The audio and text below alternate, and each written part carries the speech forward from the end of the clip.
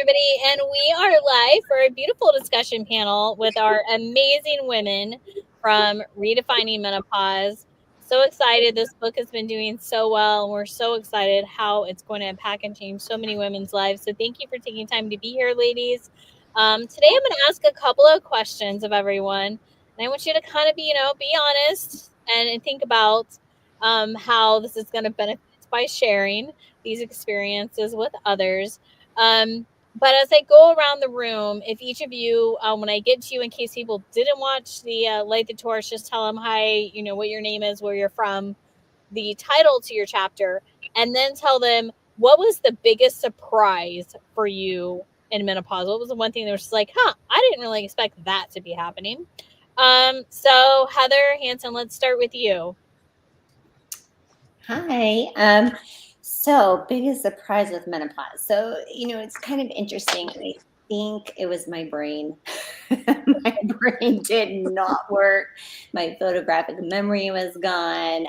Things that I would read, I would forget. And I was like, wait a minute. I've been in healthcare for a long time listening to women complain about menopause. But I didn't remember anyone really complaining about that. It was more of the hot flashes and the waking and that. But for me, the first thing was my brain. And it's so important for me to have my brain so that I can actually work and solve problems for my clients. And so that was my biggest surprise of, oh my gosh, where'd my brain go? And then that triggered into, then I actually had to sit and go, okay, I think you're in menopause. I didn't want to be. So there was that little denial back and forth a bit. All right. Jessie, what about you? Yeah, hi everyone. Jessie from Edmonton, Canada, on a very snowy, blizzardy day. My chapter is called "It Came in Like a Wrecking Ball," and that was the biggest surprise. So I was coasting along on a healing journey, doing better than I had been in my whole life, working through some things, thriving. Business was good, relationship was good, child was good. And I suddenly got hit by this swinging concrete ball that sent me into a really deep depressive state with intense anxiety. And so the surprise was how powerful hormones actually are.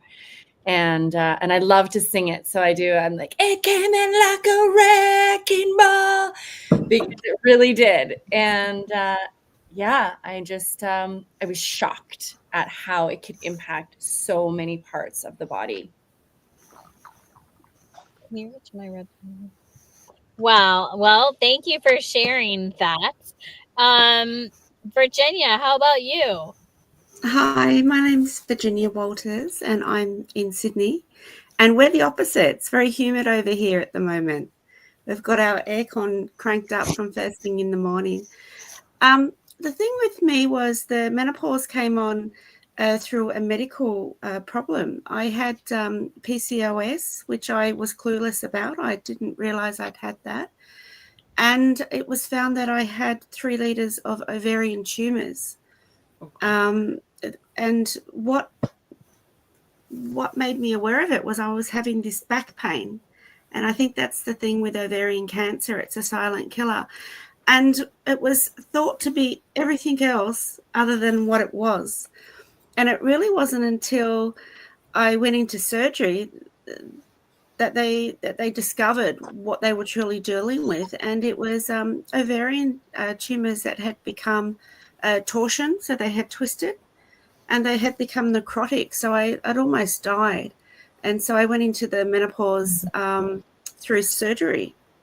And that was a shock because I was nowhere even near perimenopause. And it was one day I was operating at this level, and the next day I was completely going into a menopausal shock.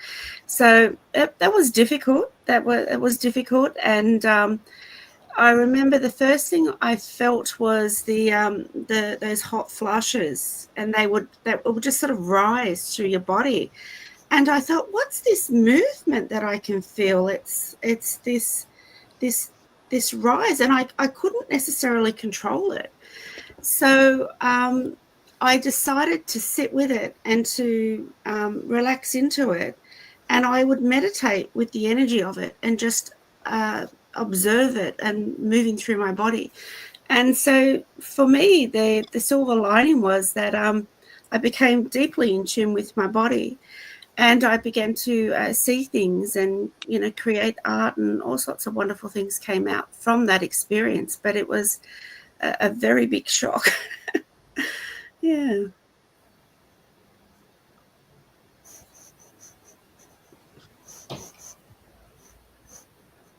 I think you've Thank you for muted, sharing that Heather. perspective, Bridget. Yeah, thank you. Bretta, how about you? Hello, everybody. I'm Brita. I'm from the west coast of Canada. And I wrote the chapter in the book called My Doctor Got It Wrong, How I Survived Menopause.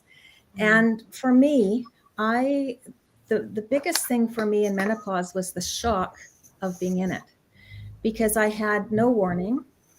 I learned later I did have a warning, but nothing, none of the doctors or specialists I saw acknowledged it as being a warning. So at 39, I went to a routine exam for my doctor and took blood work.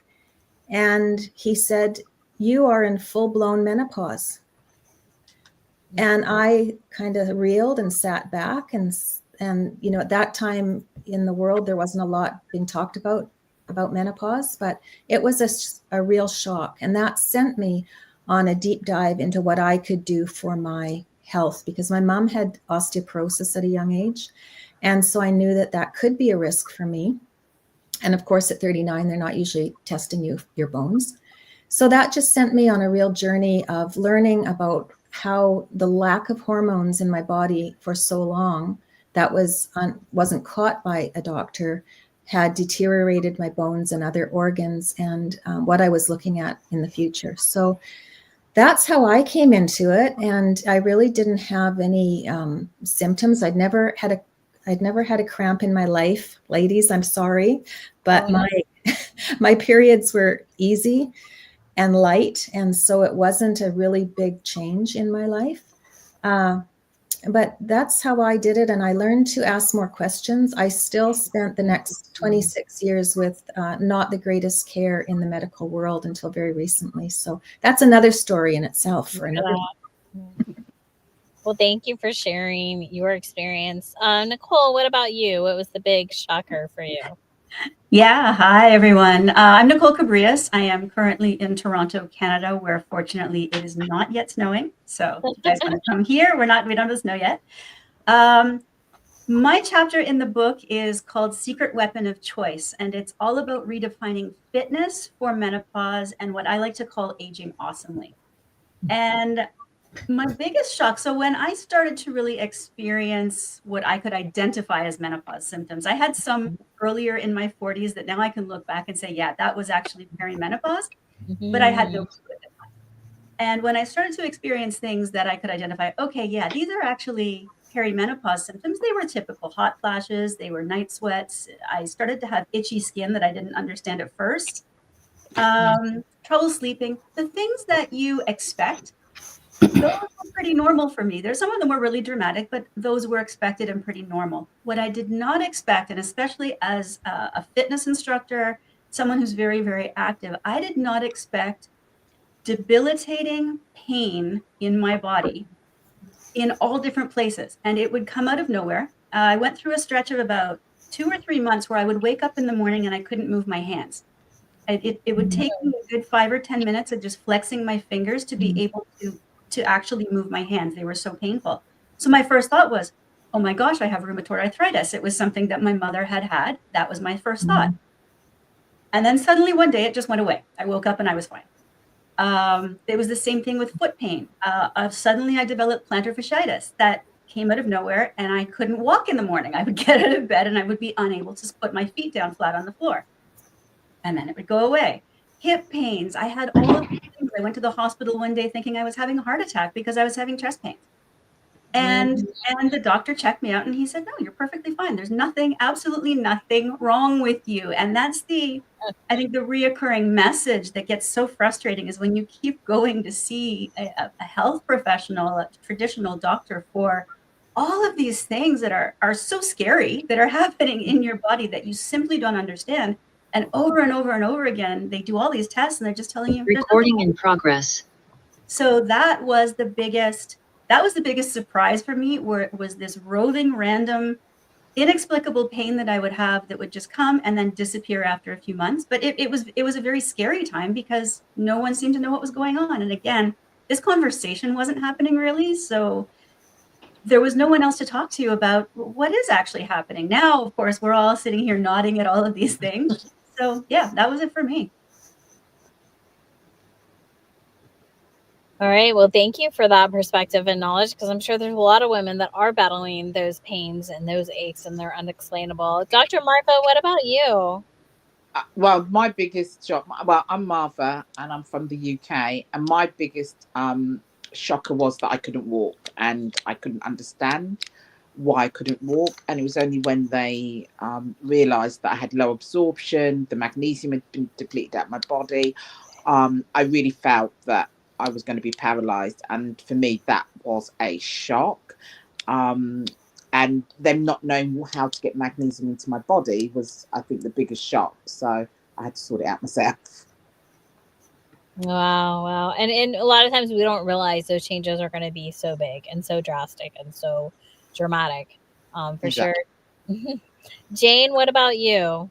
Hi, I'm Jane, and currently I'm in the UK too. I'm up in Derbyshire and we've got snow, so I'm joining everyone else with the snow. Gosh, the biggest shock for me was literally learning that there was this thing called perimenopause.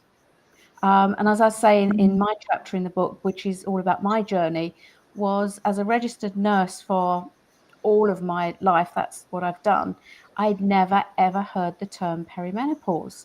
And so I knew something was not quite right, but I'd put it down to being busy, being tired, all the things we go through at those type of points in our life. You know, there was a reason for it. But then it was getting worse and my periods were getting heavier and the clots and all those awful things. And something just wasn't right. And when I spoke to the doctor, all he said to me was, oh, you're in menopause. He said, you're in menopause. And I was like, okay, so how long do I expect this for? Oh, you could have this for about 10 years, my dear. I was like, what? You know, this guy doesn't know what he's talking about. I mean, he did to a point. Not once was it mentioned about perimenopause. And I think it was that being told it could be 10 years that I was like, I've got to do something about this. So like the rest of these ladies, you know, you go do your research, you go digging for answers, because there's no way that I wanted to stay like that. And that was when I heard this term perimenopause. And I thought, well, how have I never heard of it? Why do we not talk about it? So for my chapter, I think it's about understanding my journey and how we can be so ignorant of things. And I think at the moment we are that much more further on, and that the ladies coming behind us have probably heard the terms, but I bet they don't know very much more. Yeah. We can't hear you, sorry. I'm grateful for this book, because I'm not sure I could be in perimenopause. I do turn 47 this year. I think I might be, because I am having those ridiculous periods that make no sense. But I did have my kids late, and I think with each child, it got a little worse and a little worse and a little worse. I So bet you are. I'm not sure, but in any event, what a blessing to have a guide. You know, probably wish you had a guide when you went through your process. So I'm grateful for this opportunity to have a book like this. And we've talked a lot about the physical, and some about, you know, the emotional and things like that. What was kind of one thing that was like, okay, this is mentally what I have to overcome? Like, what was that one thing that was like, okay, maybe a struggle, or maybe just mentally a burden, or just coming to terms, you know, with the reality? Because I can imagine some of it is, you know, very emotional and mental, and mindset that has to occur with the menopause too, because we're having so many changes happen, right? With our bodies, our minds, and our entire being. So maybe if you could share something either about mindset or mental health that comes along with the menopause. Heather, how about you? Yeah, I'm glad that you mentioned that, because as I was sitting here thinking about what was the hardest obstacle in mindset, was by far the biggest obstacle to go over, right? Because there were so many things. And especially for me, I hadn't had a period since I was 25 years old because I had only had one ovary since that time. So, and I spent so long getting over the hump of my autoimmunity and feeling really good. I was not ready to not feel good again, right? My time frame was not long enough in my book, right? And I was 47 years old when these things started to happen, and I was getting in my own head like, I don't want to be old. I was telling myself all these things. I'm not ready for this. I'm not ready for the wrinkles and the sagging skin and the bone loss and the muscle loss and the weight gain. It was all these things that I'd gotten into my head from things that I had heard for other people, right? And I desperately was seeking someone to help me, right? Because that's what I do in my own practice is, I'm that comfortable place to come and talk. And I wanted someone to do that for me. And I couldn't find that person, right? I could not. And that part was so frustrating. I wanted just someone to listen to me and help me and talk me through it and just guide me through it. And when I realized that wasn't going to happen, I realized I just needed to be the person that I am to my clients for myself. And then that started to unravel the mindset that I was not just getting old, that I was not just going to be falling apart in a mess, and there was a way out into the light. So that was the biggest thing, was the mindset, and just knowing that where I was getting stuck in the chaos, I could get out of that. Mm-hmm.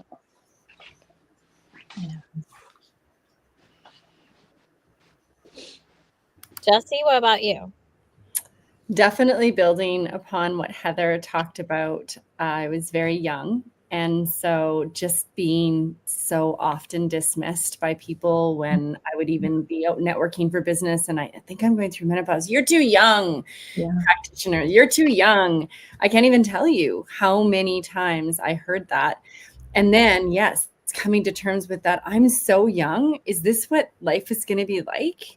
And that was a lot of the mental spiral, because I was actually in a state of suicidal ideation, because if life was going to be this way, then it actually wasn't worth living, where I couldn't think straight. I couldn't feel. My body had shifted and changed. The other one was just that, how I was running 10K a day. I was eating the exact same. And I went from a 4-pack, very muscular, lean, to a beer pack without consuming any beer. And I was going, what's happening? And so you feel out of control. And that, is this just the way it's going to be forever? Do I need to resign to the fact that I'm menopausal and all the stigma that comes with that? So I guess I'm officially old, and the purposelessness that's attached to being non-productive as well is really, I think, tough for women to overcome, right? It's just like, what do we do now? What do we do with this? Yeah. Virginia, what about you?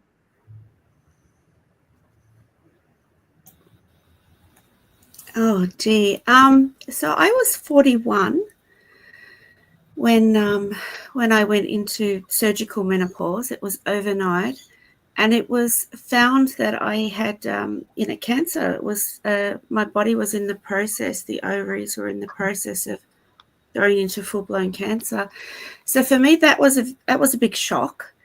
That how did this happen, and how did nobody see this? And so that was a shock, and that took time to adjust. But beyond that, I felt that I stopped looking or to engage with the world on an external basis, and I went more internal. And I realized I am a soul. I'm not my body. And I just used the opportunity to get to know myself at a soul level quite deeply, because there was a window of time, when you have a cancer diagnosis, it's like for the first 3 years, you've got a 5% or 10% chance of this thing returning. And then from, year 3 to year 5, there's a 2-year window where you've got a 3%. And then if you pass that window, then you get the clear. Well, there was a 5-year period where I thought, geez, I'm not in the clear here. I've really got to stop and think about how I'm going to tackle this and manage this. And just it brought about a process of just looking at everything, every aspect of myself, my life, everything, every decision that I'd made, my trajectory into the future, what was important and what did I, for me, it was just letting go of stress. I was living a very stressful life. And like a lot of women, I had big expectations on myself. I like to work hard and I like to achieve. And I was going, in full steam like a bull at a gate. And I realized this has to stop. This has to stop, and you need to get right with this thing. So yeah, that was very hard, just dealing with my own immortality. And the cancer did, I don't know if it was always there or if it returned, but they did find cancer in another place. And then there was a whole, another surgery and then another waiting game. So thank goodness no further treatments other than surgical ones for me. And I did go into a place of clear. So I've now completely beaten those types of cancers. But yeah, that was the biggest adjustment, I guess, for me, was just dealing with my own mortality and realizing that I'm not my body. I am a soul that inhabits my body, and to, I guess, just focus on developing different aspects of myself and coming to terms with just the fragility of life. Yeah. All right. Thank you for sharing that, Virginia, and what, a journey you've been on. I know a lot of you have been on, and just amazing journeys and triumphs and challenges. Britta, how about you? I think for me, the immediacy of going into menopause with no preliminary, knowledge, I saw my body actually deteriorate quite quickly. So especially my skin. And I'll never forget the day that, I'm just putting on my jeans, and I looked at the wrinkles from my knee up my thigh, and it almost happened overnight, it felt like. And I felt old at 39. And thankfully, I have a husband who loves me to pieces and loves my body. And so I didn't feel any kind of shame ever about what had happened to me, but it just was so dramatic. And that made me realize that the other things, like the osteoporosis with my mom, it made me realize that I had to search things out for myself because I wasn't getting any help from the medical field. And so I started running at that point, and I started having bone scans every single year. And I just had to be really proactive because I felt really alone in the journey, because the women that were in menopause around me at that time were in their 50s and 60s, and at age 39 that seems old. Even it doesn't anymore, obviously, but at that point it seemed old. And so I just had nothing in line with those people who were in their 60s and in menopause. I had a different life. I still had younger kids, and I was still working, and I was being creative, and it was just it felt like my life had kind of been pulled out from under me, and then I had to figure it out myself with no plan, with no guidebook. And that's why I just, I get so emotional when I think that I can hand this book into somebody's hands who's 32 or 33 or 34 and thinking, I wonder if I am in perimenopause. And they've heard that word. And I think we all agree, ladies, the younger people today don't know anything, just like we didn't know anything. The word hasn't trickled down through the media and through, books and articles yet. So I'm just really thankful that there's something now. I mourn the fact that I, and a lot of you didn't have it then, but how great to be part of the change. It's very exciting to be part of the change. Very exciting. Yes. Be part of the change. That's a great perspective to take. Nicole, how about you? Yeah, I think for me, and much like many of you have said, for me, the mindset piece that was so difficult was the hit to my self-confidence. Because I would wake up in every day virtually with some new thing. And like Jessie said, I would wake up with this extra, stomach that came out of nowhere, or these pains that I had that came out of nowhere. And every day it was like, whose body am I waking up in today? And not knowing how to navigate that was a huge hit to my confidence. And very similarly is this how the rest of my life is going to be? How long is this going to go on for? And that little voice that sat in the back of my head saying, oh, well, I guess you're just old now. And that was a really hard thing to wrap my head around. At the same time, I was completely embarrassed by what was happening. I was completely self-conscious about what was happening. I wasn't talking to anyone about it. And the irony of that is I was working with women, doing personal training with women who were in their 40s, 50s, and 60s, having similar complaints, going through the same things, but we weren't really talking about it. And that was the point, is I was afraid to express what I was feeling. I was afraid to express what I was going through. It felt very embarrassing. So I think the biggest shift for me really came when I started just simply saying it. Just like, if I was having a hot flash, I would just say hot flash. And everybody would kind of know what was going on and why I looked uncomfortable. And it was just a matter of starting to talk about it, have a little bit of a sense of humor about it, but really just starting to put it out there. Like, this is normal. We're all going through it. And sitting in a room full of women who are all going through something and not talking about it, just all of a sudden struck me as so crazy that that was what really changed it for me. And it's like, we don't need to feel this way. We don't need to be silent about it. We don't need to suffer feeling like we're alone and we're the only one in the world this is happening to. So that was the biggest shift for me, in that getting back that confidence and getting back that feeling like I don't need to feel old. This is the start of something brand new. So that was a big shift for me.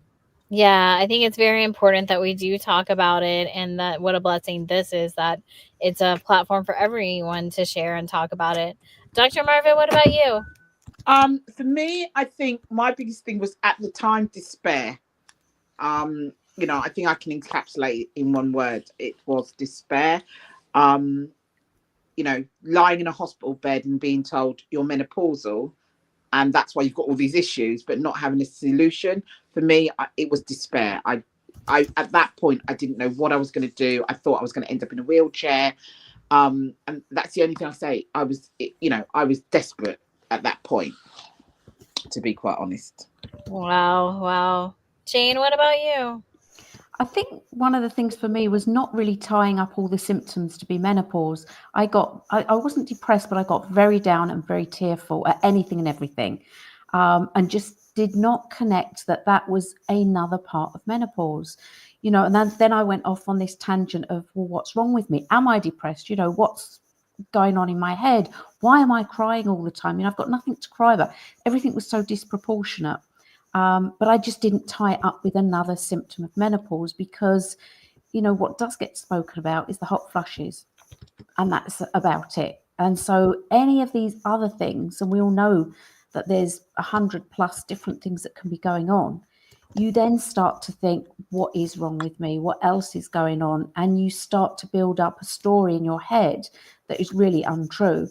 And it was funny because I had a friend at the time, old school friend, who unfortunately I heard committed suicide because of depression and menopause. And it was at that point I started piecing the things together. As I said earlier, going on my quest for finding out how I could get over one thing led to the next, But I didn't know of the vast array that menopause could present. Wow. And I almost feel better about myself listening to all your stories, and I still have to read the book in its entirety. But like I said, I'm 47 this year. I hate to admit that. I might be premenopausal, but at the same time, it makes me feel better because I am tired all the time. I am constantly thinking, God, I used to have a brain. What happened to it? And, at the same time, just feeling like I know all these things. I used to be able to multitask well, but I'm not doing it as well. What's wrong with me? When am I going to wake up and be myself again?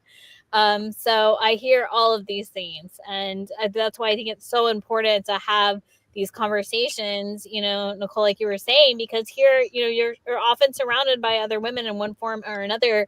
And yet we feel like this is taboo to talk about, when we should be talking about it, so we all feel more secure. And, like you said, Jane, so you don't feel like you're alone. And, there are people that just become totally isolated over it, and not even knowing that is the problem. So now that we've talked about some of the struggles and the challenges, if we can really quick, because we've been in here for 30 minutes now, but I want us to at least go around and like give a short 20, 30 seconds. What is the silver lining? What is something positive that has come from this experience? Heather, we'll start with you. So I will tell you the positive that happened through this experience is all I had to do is make a decision that I was going to be as strong and as fit and as healthy by doing things the right way, by eating clean, by going to the gym, by de-stressing, by sleeping right, all the things that I know to do to take care of myself. And I can say that I'm actually probably the most fit now, 3 years postmenopausal, than I was the rest of my life. And I'm not exercising like a crazy fool for 2 hours a day anymore. So that's the silver lining. Great. Love it. Jesse, what about you?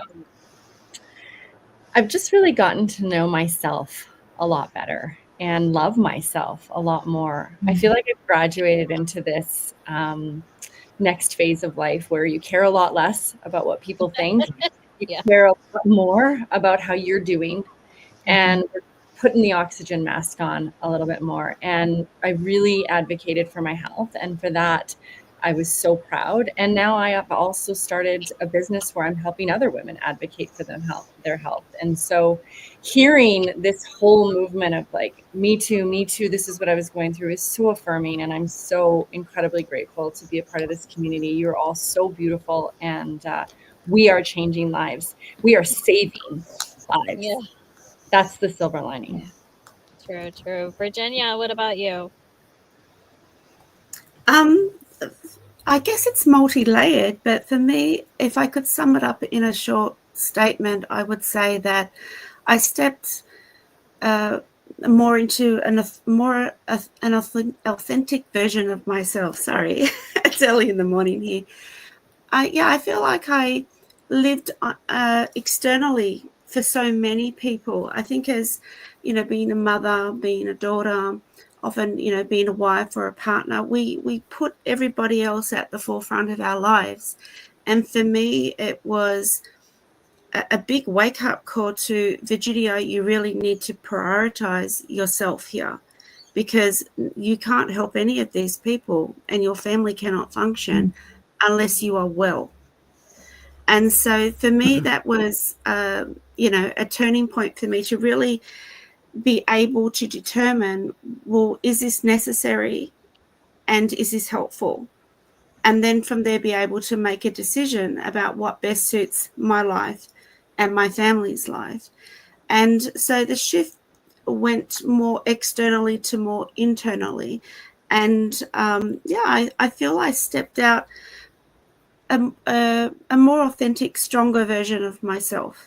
That's what I would say the silver lining or the gift for myself has, and just taking time for me and to pursue all those little things that I've wanted to do my entire life. Like even writing a book was a bucket list of mine.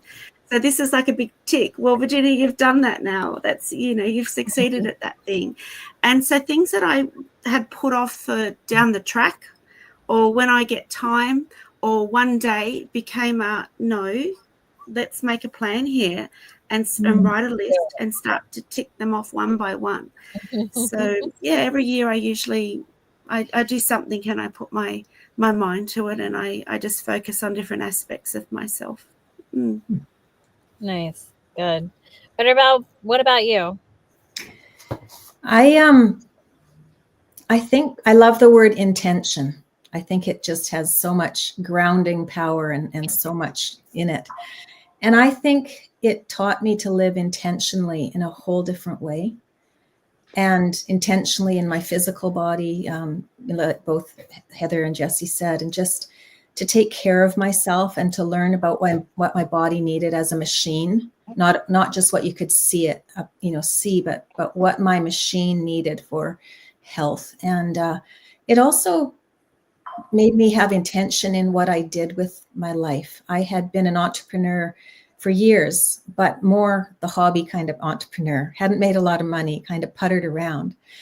And I decided that I had always wanted to be a flight attendant. And so I applied and became a flight attendant, and got to travel, which is probably my top passion. And so I just have lived my life in every part, kind of as Virginia said too. She looked at different parts of her life and what were on her list. And I didn't have that list, but I had desires, and I realized that I was the one that could make them happen.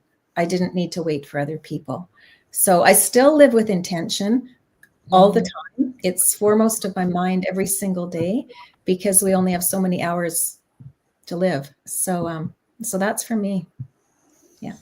Great, thank you. Nicole, what about you?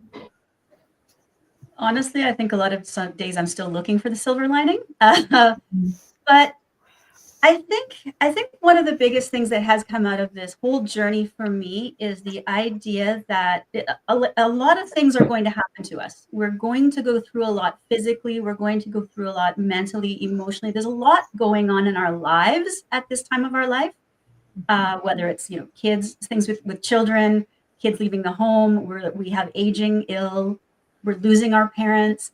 There's a lot going on, a lot of people getting divorces, starting life all over again in relationships.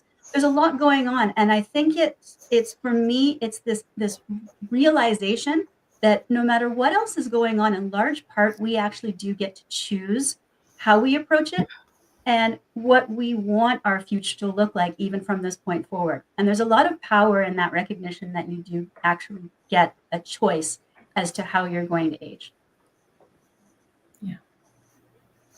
All right. What about you, Dr. Marva? What was your silver lining?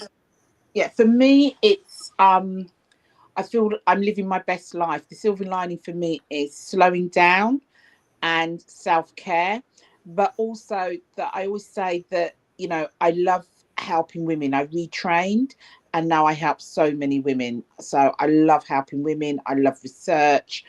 And I love formulating the products that I actually make to support them on their journey. So for me, it's, it's just been an amazing journey, and I've met so many different people on this journey. So, it's opened my eyes completely differently, because people that I wouldn't have probably had conversations with, I have conversations with now. I love that. Thank you. Jane, what about you? Heather, I see that my menopausal journey really has opened up opportunity. Once I embraced it, once I actually took charge myself, then there was the opportunity to get back to what I claim as going back to the basics. That's really the place that put everything back in place for me, if you like, going back to exercise, eating the right things, mindset, getting a good night's sleep, figuring all that out. So for me, that was an opportunity. And then I thought, right, take this, instead of being a nurse, become a woman's health coach. And so that's when I started my own business and have jumped in to help others doing the same thing. Thank all of you for being so transparent, so willing to help, so willing to share the journey that you're on, to help other women. And this book really is going to change lives. It really is going to save lives. It really is going to help women in the way you wish you had the guidance, right, as you went through that. So thank you for being part of this. Everyone, you can get this book on Amazon. You can get the ebook, read it. The beautiful thing about this project is each one of these women not only are willing to share their journey, but they're willing to help you. So if you would look in the book and in one of these stories you identify with, one of these women you identify with, guess what? You can actually contact them directly. So ladies, thank you again for being here and being present, and being a source for women that are going through this right now. So congratulations, ladies. You're on an amazing track. I can't wait to have our celebration of this book with all of the accomplishments that we've made along with this book. So everybody go get your copy now. Paperback coming out on Tuesday. Super excited for that as well. Ladies, have an amazing weekend, and thank you for showing up. Thank you. Thank you. Bye. Bye-bye.